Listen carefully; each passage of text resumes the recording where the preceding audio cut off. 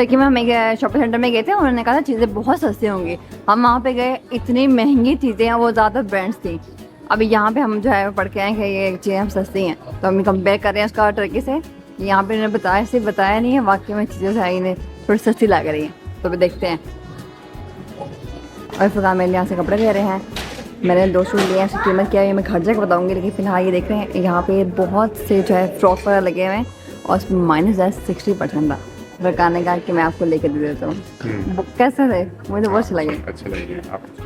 हाँ, ये सूट के थे, हमने ये था। तो उन्होंने बताया कि कितने परसेंट पे, हाँ कितने परसेंट पे कितनी हमें डिस्काउंट मिलेगी। तो ये अच्छी दुकान थी।